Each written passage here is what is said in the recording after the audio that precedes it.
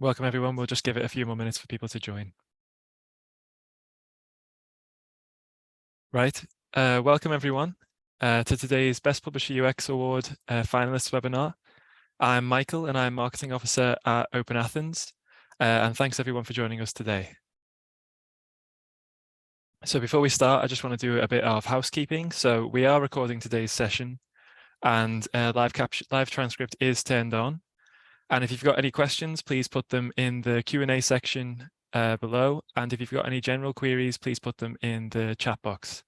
And now I'm going to hand over to my colleague Jane, who's going to introduce today's finalists.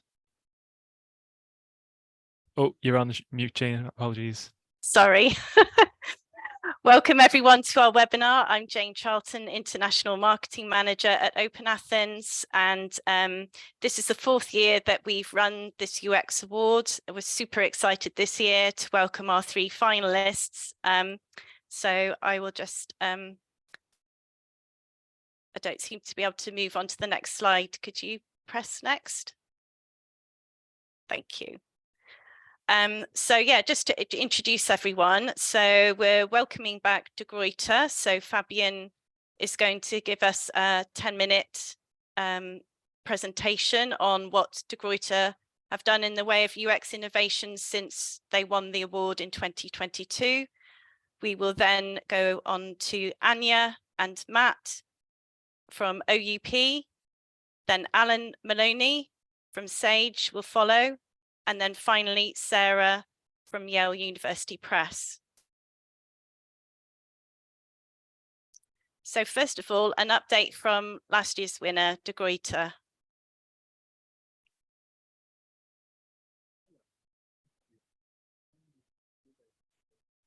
We're having a bit of trouble with the audio. I think we need to maybe check the audio is enabled for computer audio. Hello, I'm Fabian. I'm the head of user experience right now? at De Gruyter. Yes. First, I'd like to say thanks for giving us the opportunity for this short update on our work. Having won the award last year meant quite a lot to us here at De Gruyter. It showed us that our efforts to develop a user-centric platform have been well recognized by the industry, and it gave reassurance that we are on the right track. As you may know, De Gruyter is an international family-owned publisher with over 270 years of history. We publish over 1,600 new books each year and more than 900 journals across the humanities and sciences. So, just a quick recap where we came from. Like the whole industry, De Gruyter is in the middle of its digital transformation. The journey started around 2019-2020, and from the beginning, we were fully aware that it's more than creating PDFs and running a web shop. It's about bringing all parts of the company together into a process that will change most aspects of the publishing work as it's known. For this to succeed, De Gruyter needs to own or at least control the tech stack of its core components. And for an academic publisher, the product platform is of course such a core element.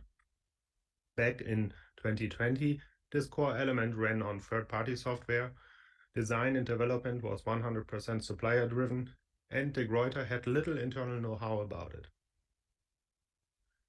This is where we came from, and that's where we went to. We won the UX award for the first iteration of our self-developed platform, which we did together with our partner 67 Bricks. Aside from business requirements and software architecture decisions, this first iteration was designed with our actual users in mind. We did extensive research with real users from all our user groups, researchers, authors, librarians, and then used that research to define the MVP for our own platform, which we launched in February 2021. What we did since last year: we implemented seamless access support. In last year's presentation, we highlighted that access to content is the main issue for researchers, and that the introduction of our Access Info Bar feature was an important part of our MVP. Extending it now with a single sign-on solution was an important step to further improve access. Also, we released a new service called DG Data. It's a service for librarians to better manage their holdings. The need for it was identified through our user research for the MVP definition, and it's well received by our customers. We also expanded our UX work to support the digital products on our platform. So we now also work on new product features, like here, for example, the facsimile support in our databases. We, of course, still do continuous improvements based on our user observations via Hotjar and Google Analytics, and based on real user feedbacks received through customer support. Further, we do in-house coaching on UX and user-centric approaches in general in all areas of the company to help with the company's digital transformation. And just recently started with UX support for the development of internal tools at Gruyter, which not only helps the business by making processes more efficient and cost-saving, it also gives additional visibility to the benefits of proper UX work for the whole company. What's next? First, we need to get back to the drawing board. It's time to concept the next major iteration of our platform. In design, we, from time to time, need to step out of the agile cycle to get a holistic view on the product and to define what we want to make out of it next. As we have a couple of new features waiting already, this is the right time for us to do it. Aligned with our company strategy, we'll be putting a special focus on providing an improved author experience for both journal and book authors. And we will further improve access to our content. Last year, we explained at length the need and benefits of having a dedicated user researcher in-house, and that is still valid.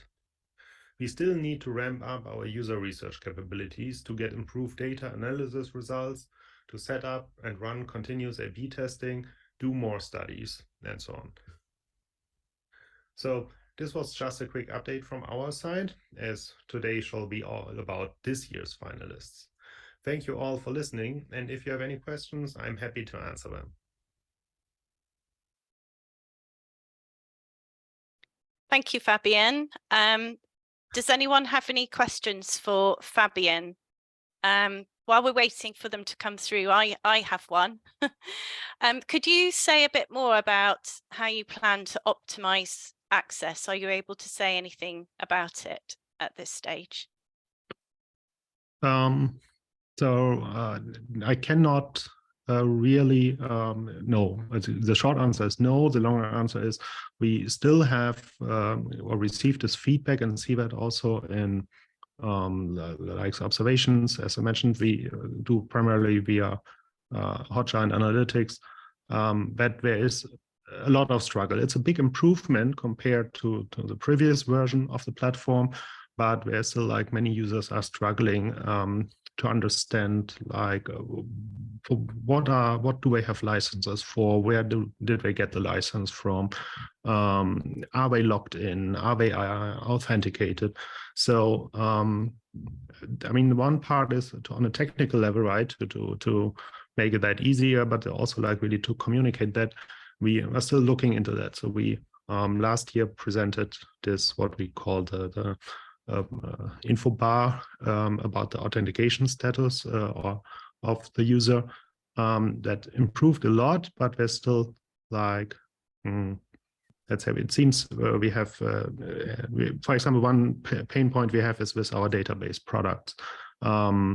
There is like even the librarians who are our customers in the licensing work, they have struggled to see when they actually have access to the databases. So yeah, there's still room for improvement because it's a big issue. But how to specifically, we need to, we are still evaluating. So as I said, we are really like now taking a step back and make a complete or prepare a complete new concept to go with this holistic view. So we are in the process of working with all the internal stakeholders, preparing the user research needed for specific pain areas.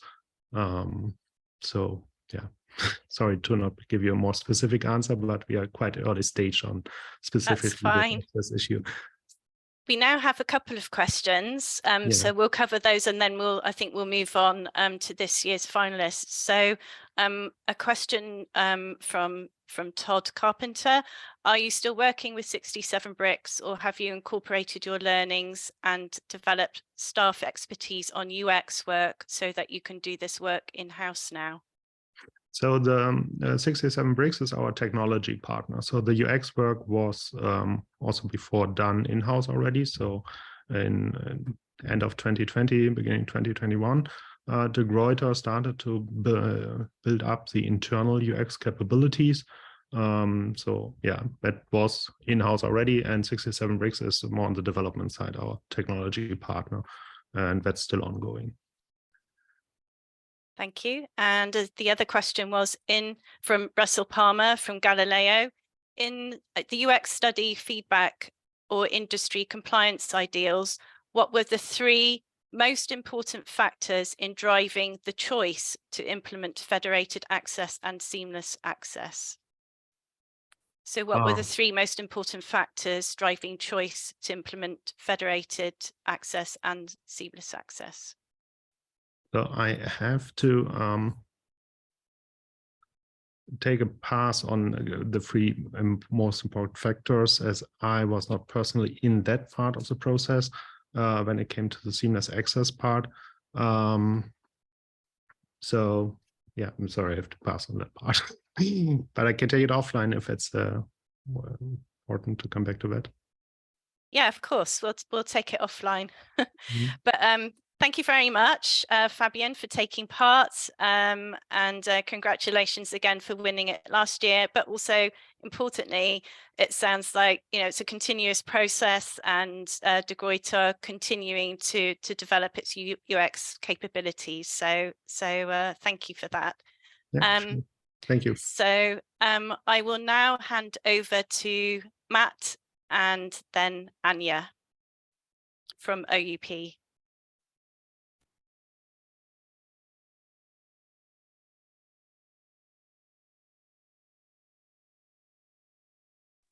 Thanks very much, Jane. Hi, my name's Matthew Beasley. I'm the head of UX design within the academic division at Oxford University Press. I'm going to talk to you about the approach that we took for UX design for our Oxford academic website. So in 2015, we started a project to design and build a new site that would aggregate our many existing books and journals websites into a single research platform. So at this point, we had many separate websites for individual product brands, collections of books, or specific subject areas. And each one of those websites presented quite a different user experience. The content was not really well connected, and the supporting technology and the design just did not reach the consumer grade standards that our users were expecting. So we launched Oxford Academic with over 500 journals in 2017. With an archive stretching back nearly 200 years. And then last year, we added over 40,000 academic textbooks from Oxford and our partner university presses from around the world, including Yale University Press, who I'm very happy to have on the call with us today. So what were some of the overarching principles that drove our UX design? Well, of course, we took a user-centered, evidence-based design approach to understand our users and to inform and validate our designs. And later, Anya will talk you through some of this process and show you some of the studies that we carried out. And this direct user research was supported by excellent usage and behavioral analytics, much from our previous products, which guided our decisions on user journeys and features. Content discoverability was at the heart of the UX strategy. Our UI architecture is designed to expose the users to the broadest possible pool of content to offer the most comprehensive research. So we try to avoid siloing the users within content collections or within product brands. And with such a large amount of content on the platform, the internal search and browse was well optimized to get the researcher to the relevant content as quickly as possible. So we exposed advanced search filtering tools within our standard search interface, providing a simple but powerful UI for querying the content.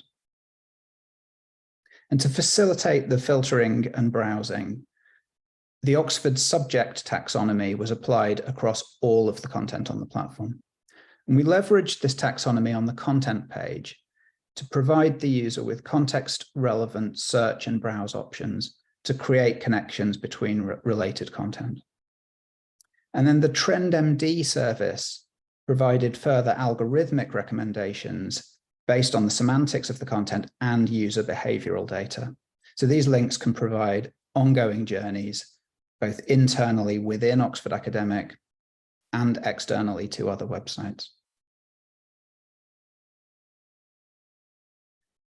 With a predominantly institutional customer base, providing easy access for end users was a really high priority and a known pain point. So open access publishing is rapidly accelerating, and we now have over 100 fully open access journals and many open access books. However, it was critical to ensure that the path to subscription content was improved. Users must understand their current authentication status and what content it gives access to. So we developed content availability markers and availability filtering to help here. And as the pandemic hit, our IP-based on-campus authentication suffered. So we had to prioritize the signposting of remote access options in our UI. And we followed the design guidance provided by Seamless Access, and we're now in the process of fully implementing that protocol, and that will be on the site soon. The visual design across books and journals would be as harmonized as possible. So we worked hard to minimize the differences in design and behavior to provide users with a consistent experience across all content types. We developed a responsive design with a simple and elegant look and feel that really puts the content in the center of the experience. We valued high legibility, clear direct labeling, and minimal UI clutter. So our design system governed the use of color schemes, text design, metadata display, use of interactive elements, and much more. The content page was designed with sticky panels to ensure that the most important navigation functions and tools remained available as the user scrolled down the page. And we developed a split view feature to provide an even more focused reading experience and the ability to view figures, tables, and references separately from the main text. We had an opportunity to reorganize and prune some of our informational content. So this is the non-academic content that had grown, kind of out of control over the years. And we carried out an audit here, and then we reclassified, deduplicated, and restructured all of this content. We created this single information menu page with simple labeling that was then really heavily user tested and refined. We tried very hard not to reinvent the wheel with this site, to keep things simple and to use standard web interaction patterns where possible. We studied the presentation of academic content across the industry to see where presentational standards had emerged and where we could take advantage of them. And accessibility standards, of course, continue to be a high priority in our work. So we understand how truly semantic HTML and the proper use of ARIA attributes can enrich the content to enable the accessibility features of whatever device or browser is being used. We've used standard design and development approaches as advocated by W3C and Mozilla. So please visit our page on accessibility on Oxford Academic to see the full scope of work in this area. And lastly, on standards, of course, we have many staff across our division working on marketing and informational content. So our UX design team provided a comprehensive UX governance website to ensure that the capabilities and constraints of the site were really well understood, and so that we could maintain that high quality UX as the site grew.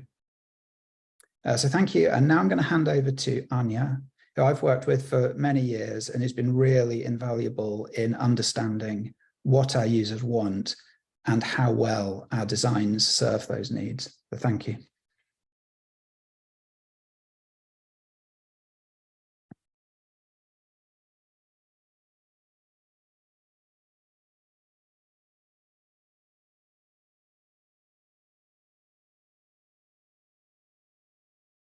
I think you're muted, Anya.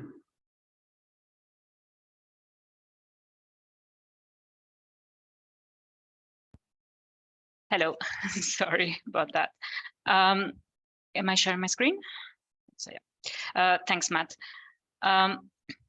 So once the UX design team had developed the initial prototypes and mockups, the market and user research team began our first round of usability testing with our end users and non-end users. During this phase of research, We undertook several rounds of testing, during which we tested different variations of the platform design to accommodate requirements and new proposed features of different products. We also undertook testing on different devices to ensure the responsiveness of the website and tested for its accessibility. We tested many individual elements, both on the overall website as well as on the content pages. For example, we focused on the design of journal homepages, the process of signing up for alerts, the sign-in journey, the content and navigation of the headers and footers, the information pages, and so on. We also undertook research on specific pieces of functionality, such as page numbers, the citation function, PDFs, librarian tools, and others. And finally, we also undertook user interviews with our customers and partners on specialized areas of the website, such as the advertising and corporate section, the librarian account holder section, including MARC records, title lists, and holdings reports. We also consulted librarian groups on their preferred launch dates for the new website. To date, we have undertaken 36 studies and over 250 interviews with customers and users as they navigate and interact with prototypes and live versions of the Oxford Academic site. Whilst journals and books have now migrated onto Oxford Academic, there is still more to do. We continue to conduct research, both to observe the use of functionalities on the live site, as well as to inform future changes and developments where there are aspects that are causing frustrations or difficulties. We also constantly monitor user satisfaction through live Hotjar surveys, asking for open response feedback on their experience with the website. So on the previous slide, I have mentioned that we tend to use a wider range of research methods to support UX design and development than just usability testing. Regardless of the research request, we often use triangulation to decide on the best solution for the research request.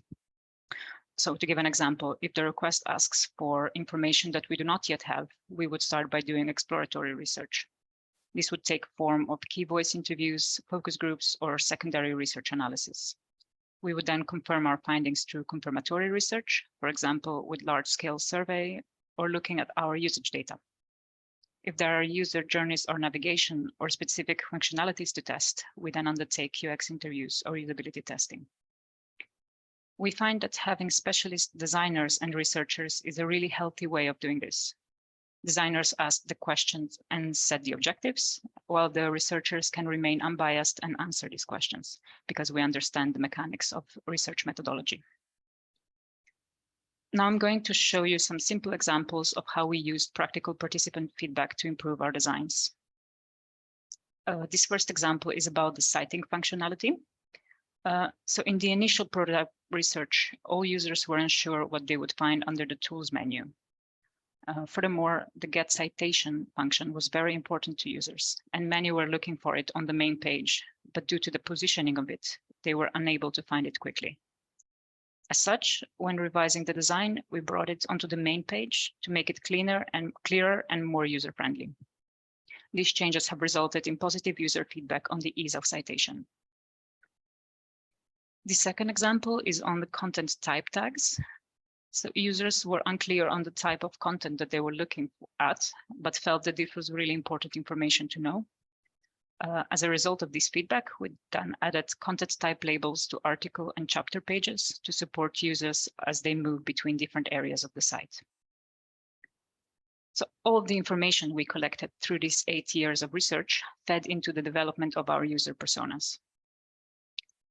What we have today is 9 evidence-based personas covering a wide range of subjects, user types, and geographic locations that correspond to the profiles of common users of OUP Oxford Academic Platform: students, lecturers, researchers, medical practitioners, and librarians. These years of personas have been very well accepted by our division and integrated into regular work of many departments, such as the design team, the individual and institutional marketing, and editorial teams. So that's all for me, and I'm opening the floor for questions. Thank you, Anya. Thank you, Matt.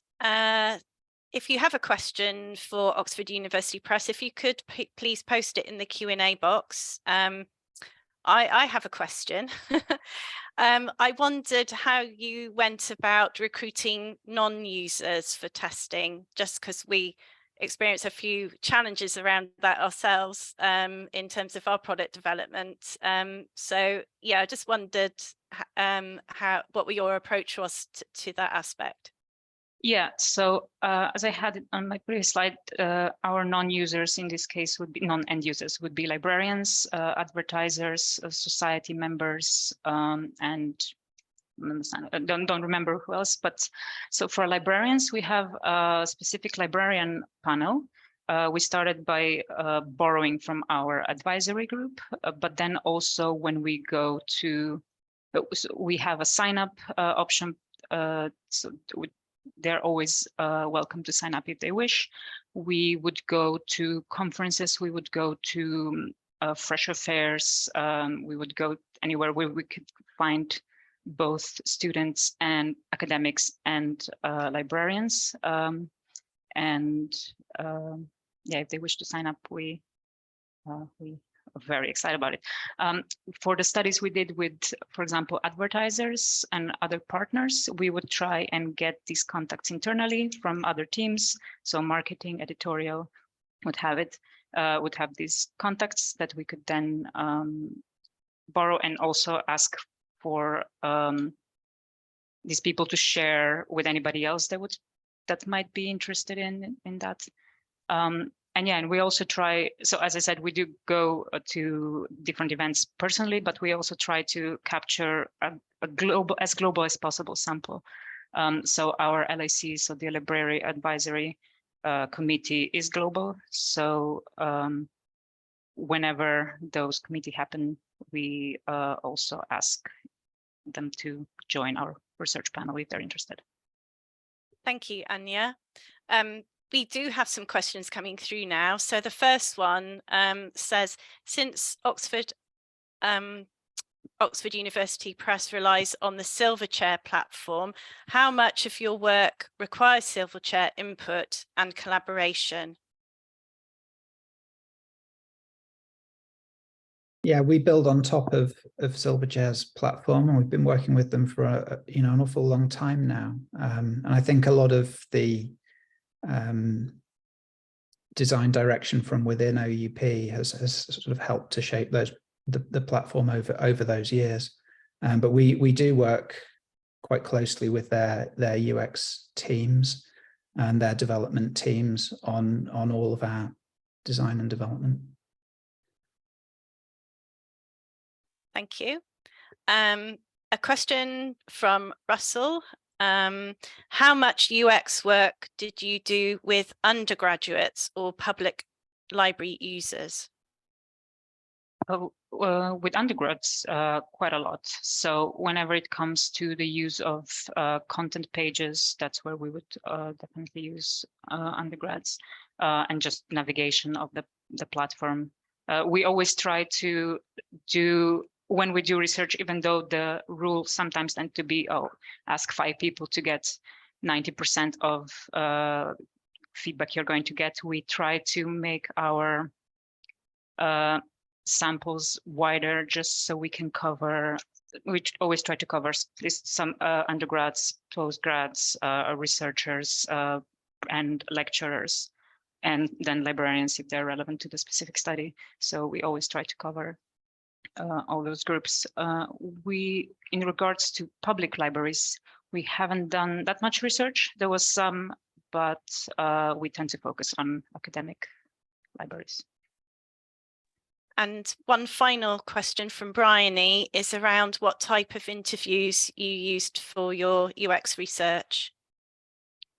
Yeah, we tend to do either, depending on what the research request is, we would do either key voice chats when it's something very early on, when we're exploring a new idea. When we are testing the usability of a study or of prototype or of the website, we would do usability testing. We try to not just focus on testing whether a functionality works or not, but we try to get to the why behind it. We really try to understand why they would do why they're deciding to do something, that, and to explain what their needs are, and then we design to accommodate that. Thank you. So there is one more question that sneaked in at the end. It's around the relationship between your marketing department and product development. Can you talk a bit around the interaction between those two departments and how the roadmap priorities are managed?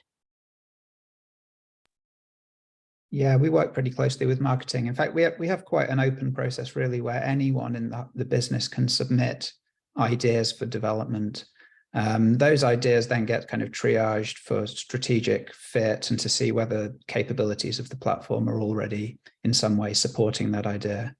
And then it will go through a process of discoverability and analysis to try and really shape the problem. And that's where the user research starts to come in to understand how the problem sort of fits with our actual user needs. But we'll work with marketing through the whole process. And particularly we have a lot of marketing and informational content that's created through our CMS. So the UX team's done a lot of work to kind of develop content capabilities there and document what can and can't be done within the CMS. So yeah, we've worked really closely with the marketing team on that. Thank you, Matt.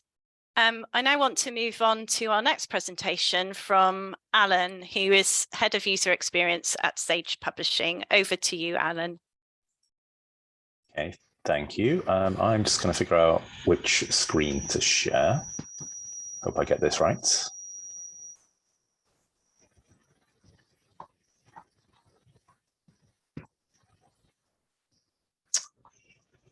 Yes, we can see it perfectly. Yeah. Cool. And you're not seeing my notes or anything like that? No. Okay, cool. So I'm here on behalf of the very excellent team behind Sage Research Methods, specifically the most recent redesign of Sage Research Methods, which launched last summer. So for those of you who aren't familiar with what Sage Research Methods is, it's an online library of thousands of titles aimed at helping students to learn social research, teachers to teach social research, and researchers to do social research. Just a quick note that from this point on, I'm going to say SRM in place of Sage Research Methods, just to claw back some time. The biggest challenge of designing a product like SRM is just how many different types of content we have. So we have books, encyclopedias, case studies, data sets, videos, handfuls of other types of content like podcasts and journal articles, each of those with their own individual design and templates. And then we also have interactive tools that help users either plan their research project or explore how research methods relate to each other. But on the flip side, the biggest privilege of working on something like SRM is just how varied and interesting it is, and also how universally useful it is to all students and researchers in higher education, because everybody in higher education has to learn how to do research at some stage. SRM is a very well-established product. It's been around for over a decade, first launching in 2011 as a book and reference product. It was redesigned in 2016 and then again last summer. So we're getting further and further between redesigns, which I think is a measure of success. Over the years, we've added all of those new types of content one by one. Most of them are newly commissioned, which has meant working really closely with our editorial teams to make sure that we do justice to all of those new content types and make them discoverable and usable. Since SRM launched, we've added 7 new types of content, as well as various thematic collections. So they do keep us very busy. So one of the most important working relationships we have is with our editorial teams who commission all of this wonderful content for our users. And for each of the content types within SRM, what we do is we get this early sample content, and that becomes the basis of our designs. So sort of a content first approach, I suppose you could say, because after all, the content is mainly why our users are here. And as I said, our job is to do justice to that. So for each new content type, we take that sample content and we iterate around it several times.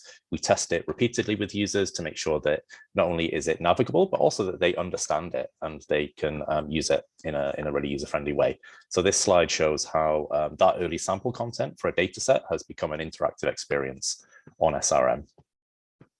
So this is the new SRM as of last year. As you can see, we've got those content types front and center with big clickable, tappable, if that's a word, navigation tiles. Navigation and search is one of the big things that we wanted to improve as part of this redesign. And that's partly as a result of all of that additional complexity created by those new content types that I mentioned. But just to run through a couple of the other objectives of the recent redesign. So we have improved usability in UI, improved performance, and improved accessibility. So what I would say is that the theme here, as you can see, really is around optimization. So optimization of a product that's already selling very well, already pretty well received, but that is getting more and more complex by the year, is in danger of getting more bloated and harder to use. I suppose another way of framing this is that we have a mature product and we have a maturing UX team. So the challenge is, how do we harness all of those voices throughout the organization so that we're still putting the needs of the user at the center and making good design decisions? So I want to talk for a few minutes about one of the ways that we did that, and that was through the use of design principles, which I put here. I'm happy to share those publicly with you. These are the design principles which are at the heart of our design system, but they're also really a powerful enabler of good discussions in general. And since we've introduced these principles to various teams, the conversations that we've been having are just much higher quality and much more grounded, because we can refer back to principles for each of those conversations. Being able to say, does that introduce complexity, or what are we trying to be consistent with, as properly empowered questions is a really useful frame for design decisions, rather than having to rely on personal preference or committee. So for the next few minutes, I'm just going to go through a couple of these individually and explain how we put them into practice in the redesign. So for each of the next few slides, what I'm going to do is I'm actually just going to share our full design principle and include the specific guidelines as well that we have for implementation.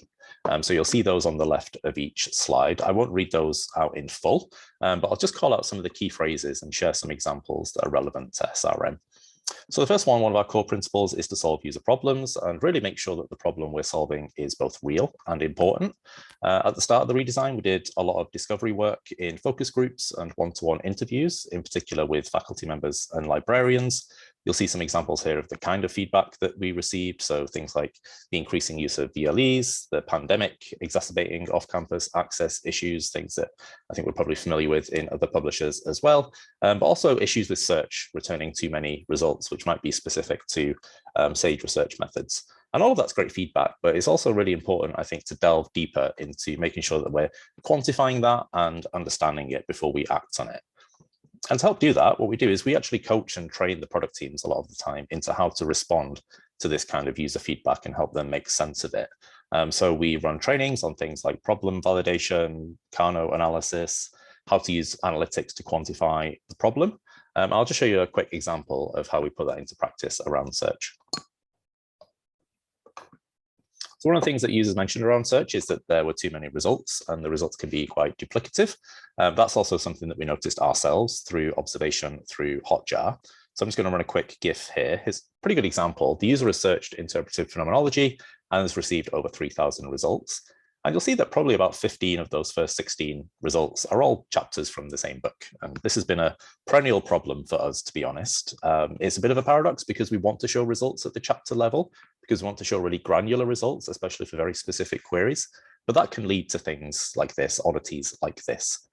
So anything to do with search is really complicated and dangerous to fix. So before acting on this, we need to understand how much of a problem is this really? Is this something that happens all the time? Or is this just an oddity that happens once in a while? And observation and direct user feedback can't really tell us that with certainty because we just don't have the numbers.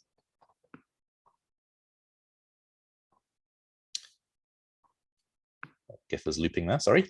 So what we did is we set up custom tracking to log how many times the same work showed up on the first page of search results. And this is what that looks like. So we learned that over 50% of searches showed the same title more than once, and 25% of searches showed the same title more than 5 times. So this is clearly a widespread problem that is worth investing in solving. Like anything with search, it turns out it's quite a lot of work to solve that in the way that we want. So we're not actually quite there yet with this. We almost are. We have a new design solution for this, and that's rolling out in Q2, and I'll share that at the end. Next principle is to build bridges, not barriers, and create products that work for everyone, no matter their device or disability.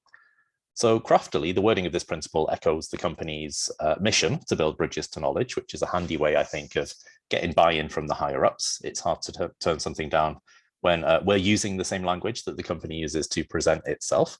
And some of the ways that we put that into practice then. So we reference accessibility in all of our UX job descriptions so that applicants at best have a passion for accessibility, or at least know that this is a place where they need a willingness to learn about it. We care about the accessibility of content as well as the functionality. So this is another example of where that relationship with editorial is really important, because an accessible platform is useless if the content isn't accessible. So we've worked with our editorial colleagues to ensure that all newly commissioned content not only has things like alt text and closed captions, but also sort of more broadcaster level features like audio descriptions, which most of our competitors don't have. As a UX team, we don't actually create that content, of course, but we're pushing for it and we're part of the conversation and the training for those editorial teams. So this is where I think the tools of UX design aren't Figma or Adobe XD, but things like PowerPoint and Microsoft Teams to facilitate those conversations and influence other teams to improve the user experience. And then finally, we have a target this year for 5% of our user research to be with users of assistive technologies. So this is something that we're just getting into, that we want to do way more of. As an example, I'm going to show you this. It's a reconstruction of a recent unmoderated usability test with a user of a screen reader, and it shows how they use one of our navigation tools, the methods map. So bearing in mind that this is a reconstruction, this is an actual video footage of the test. It skips some steps, it speeds things up, but the subtitles that you're going to see are the user's actual words, and we'll be simulating their keyboard input as well. So I'll just do that and hope that it works. So I'll give them a second. So you see that they're tabbing into the tool. So you'll see the keyboard focus moving across the top there. And we've asked the user to look for the term ethical approval. So they think that they're at the tool and they've noticed that this is showing them different concepts in research. They're looking for ethical approval, but they're not seeing it quite yet. But they see something related. They see a link for research ethics. So they click that. The methods map now announces to the screen reader that it's been updated and the list of links is different.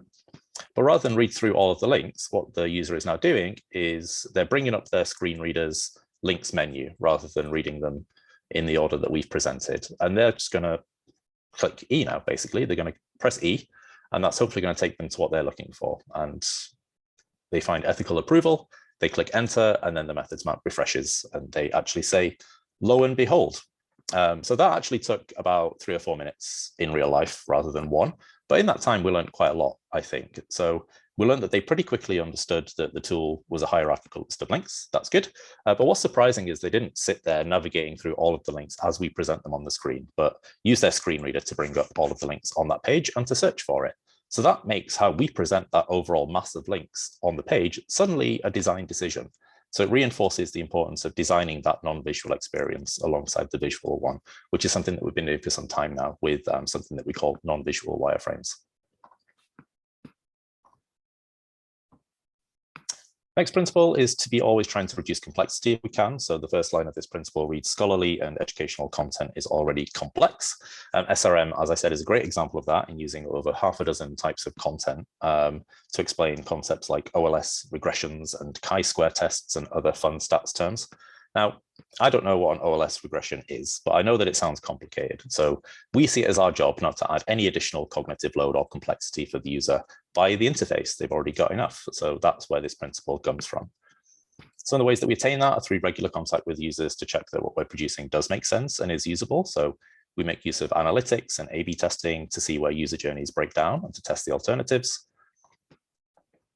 Also making use of analytics and oh, sorry, that was just my slides catching up with me. Also making use of standards that do help simplify things, such as the Web Content Accessibility Guidelines and RA21, which has really helped simplify our WAIF experience as well.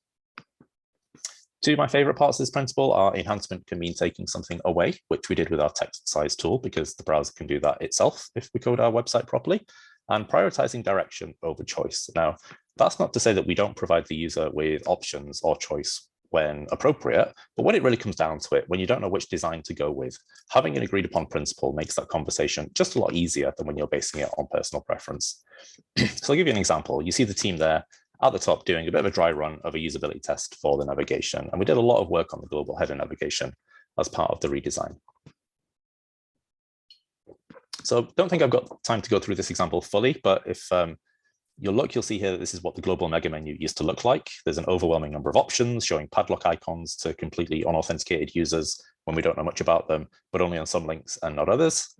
This much more simplified menu performs much better. So we removed some lower performing links, we A/B tested a label change, and now we restrict the use of padlocks to when we actually know something about the user.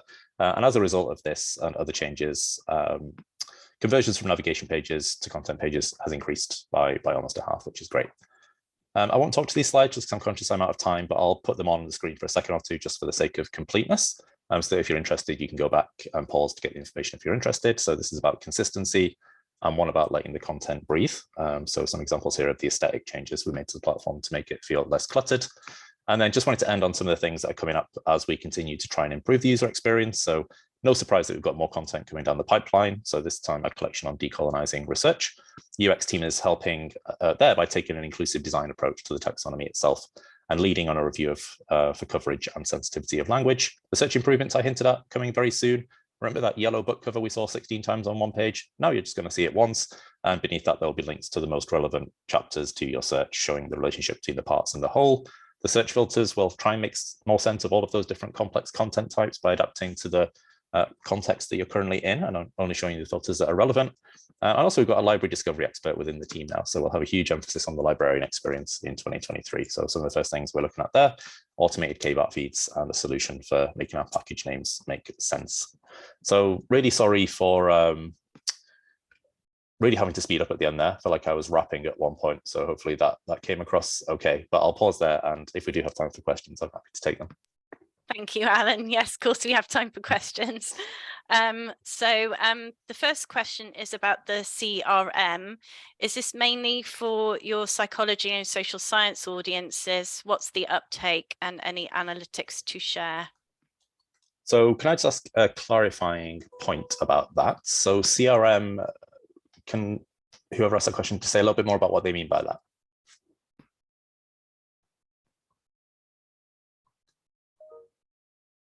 Oh, SRM, sorry, I thought there's a question about the content management system there. SRM. Sorry. So it is for a general social sciences audience. The uptake, I'm not sure in terms of the number of customers. I know that we're fairly saturated in some markets and there's a huge amount of potential in others. I think certainly within EMEA, it is more likely that a university will subscribe to SRM than not. I don't think that's quite true in the US yet. I don't know if this is information I should be sharing, but I'll throw it out there anyway. We have about 50,000 unique users per month, and that is spread across not just psychology, but across the whole social sciences. So also developing collections around business as well. Again, sort of fitting into Sage's organizational mission. We have a mission to be one of the fastest growing STM publishers outside of social science. So as of, I think it was 2021, we have a collection based around medical research now, which is really exciting. And that's a fairly small fraction of our user base, but we're exploring about, branching out the SRM concept to other subject areas as well. Thank you. Next question is, how do you manage groupthink or convergent thinking that inevitably emerges from focus groups? Good question. I think the main thing is to try and avoid focus groups where possible. We don't do that many of them. We do quite a lot of training around how to choose a research method. And we find focus groups useful where the dynamics between the participants themselves tend to bring out a richer conversation. But similar to what we heard from OUP, we always then triangulate that, and we always make sure that tallies up with what we're hearing in individual conversations.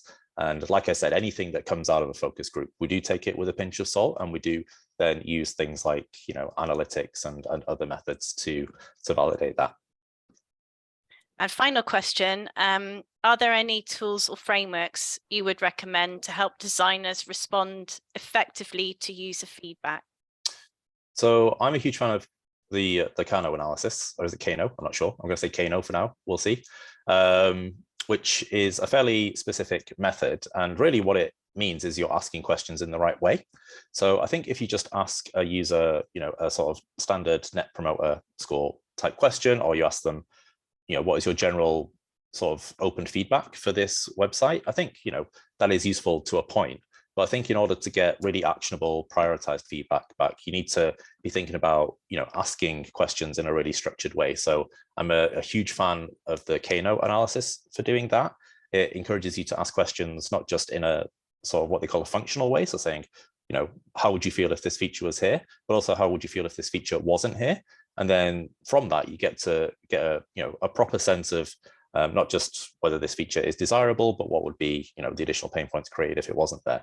I've not explained that very well. I've got a whole training on it if anybody is interested, which I can run. But I definitely would recommend looking at a Kano analysis and thank you, Alan, getting a better description than I can give. Thank you very much for your presentation. And now we'll move on to our final finalists. Sarah from Yale University Press. Over to you, Sarah.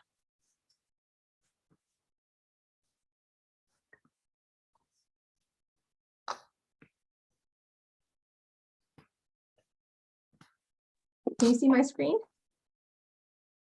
Yes, we can. Okay, great. Thank you. It's in presenter mode, I think. Okay, hold on. Sorry. Okay, can you see my screen? Yes, perfect. Okay. So I'm Sarah Sapphire from Yale University Press, and I'm going to be talking to you today about how I incorporate user experience into the design and development of the ANAE portal. The ANAE portal is an authoritative ebook resource for art and architecture books, and it's specifically designed for students and scholars who do research and use it for course use. As the new business and product development director, I'm not only just responsible for the UX, but I have other, it's a part of what I do, it's embedded in how I work, but I also have responsibilities in terms of the overall business management of the ANAE portal. Fortunately, my interest in user experience allowed me to earn a master's in human factors, and this has helped me with a lot of the understanding of the UX methods and tools that we use in our process.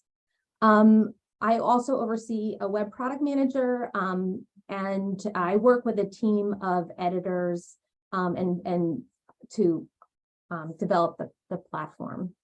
The ANA portal is built, is customized out of an existing platform by Librios. So we are listening to customers and making product decisions, and then working with the design and development team over there to make these changes.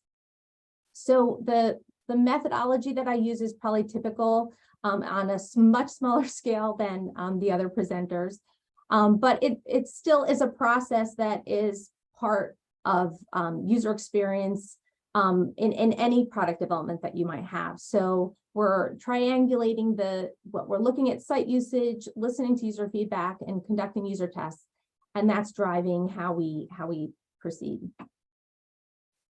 So today I'm going to talk to you about the image search user journey and how we, as an example of how we incorporate our user feedback into our design and development. The image search is a key product differentiator for us. In our work, we take the images from all of the books that we have on the platform, add curated metadata to those images, and allow users to search not only through the text of the chapters, but by the image metadata, and then that can lead to content discovery. We noticed that this was being underutilized in listening to what customers were saying or watching how they were using the site. And so we went through a design process to better understand how we might fix some of those issues. This diagram kind of helps you understand the difference between how we see an ebook search user journey versus an image search user journey. They're very similar, but in the image search journey, the results, instead of being text-based, are image-based.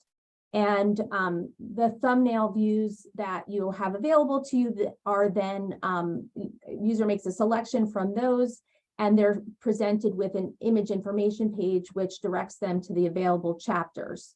So there could be 1, it could be 8. So it depends on how often that image is being discussed across the books. And once a user decides which chapter is most relevant for them, can go into the online reading experience.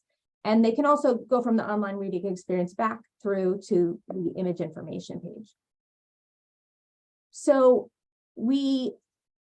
when our main objective in looking at this user journey was to improve the perceived value of this image search functionality, since it's a little bit different than what they might be experiencing on other platforms. And that really was one of our key challenges. The user's mental model around image search in a digital environment is not the same as they might have when they're walking through the stacks of a library.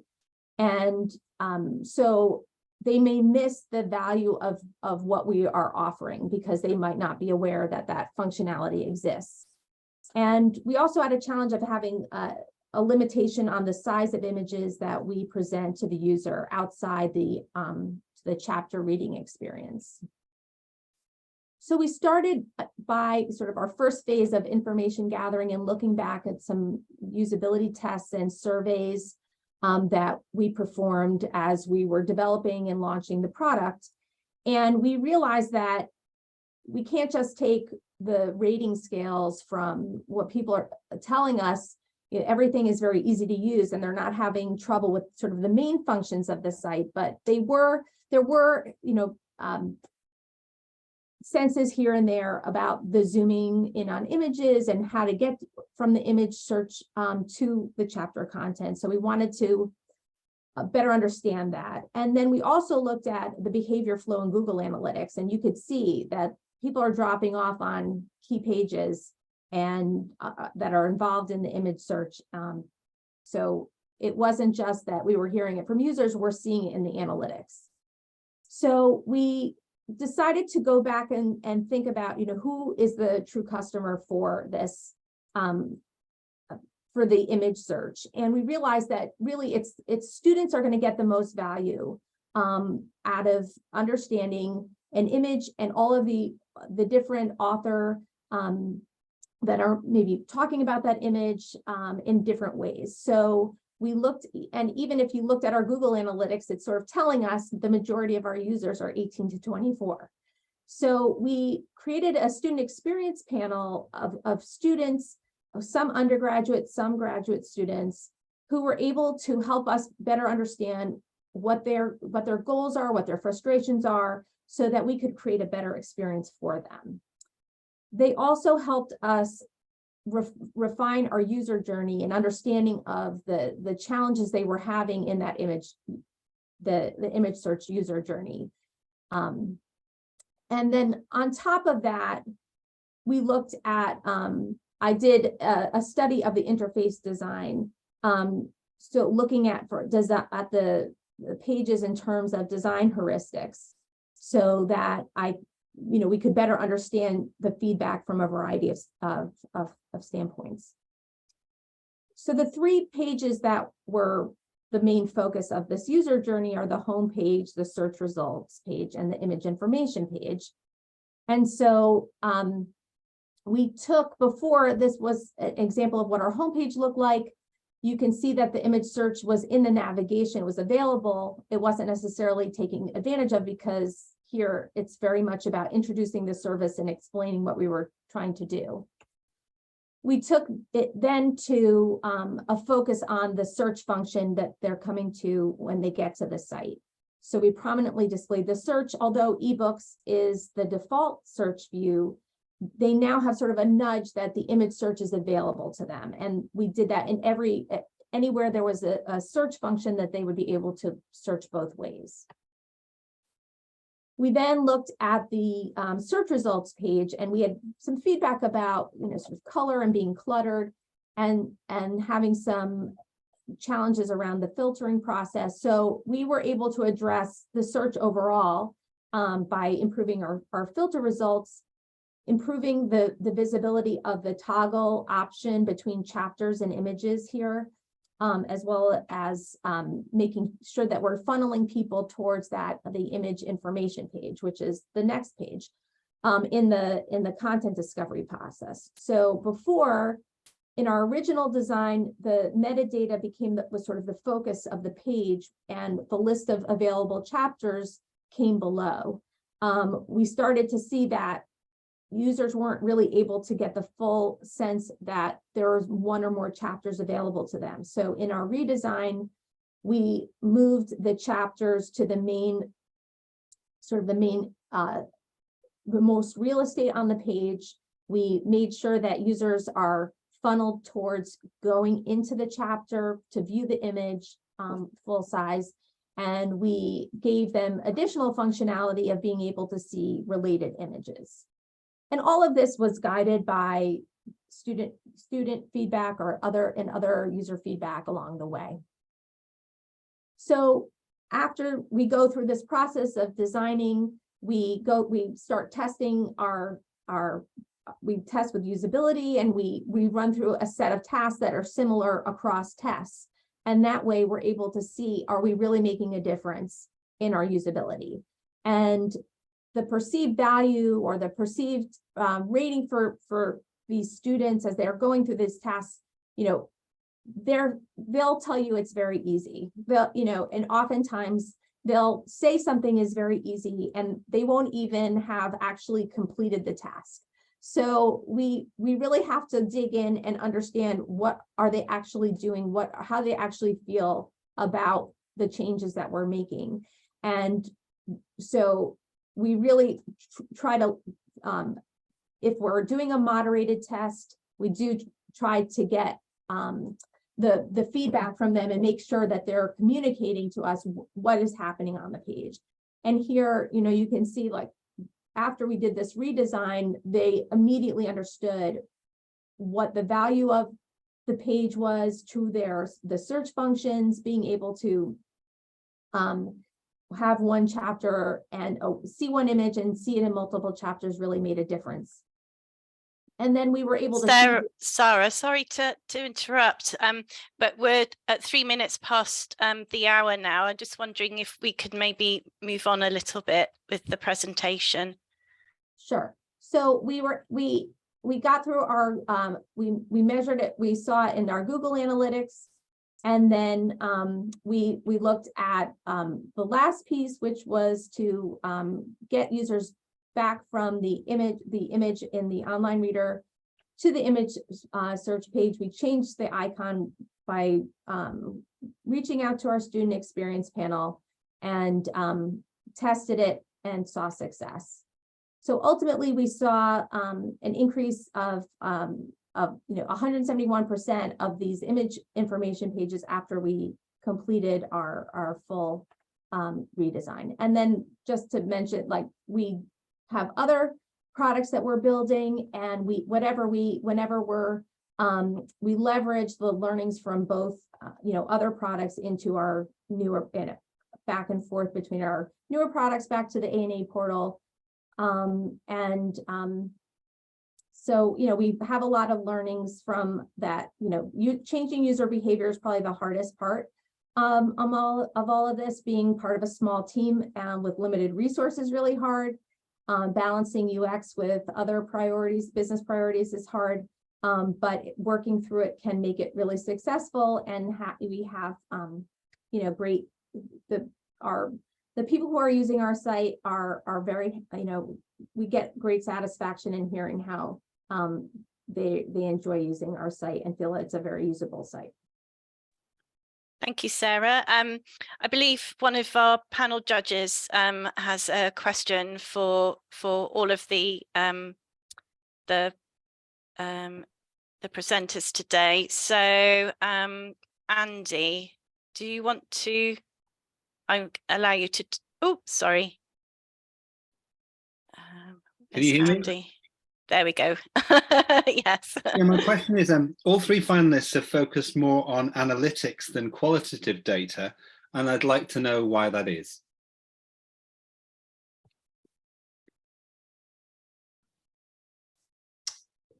Very good question.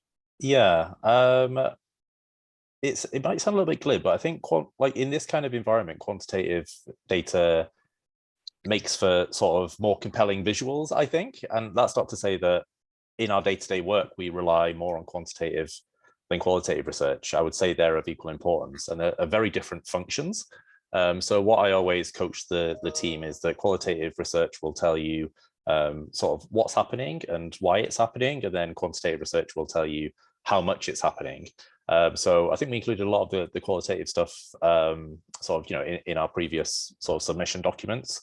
But for, maybe it's a little bit of sort of stakeholder bias, because that's the kind of thing that tends to create impact with people when you're sort of proving the impact of the UX team. I think just sort of stakeholders tend to look at more of the quantitative side of things. So it's about choosing communication strategies, and hopefully I didn't underplay the qualitative side, because that is really important to us as well.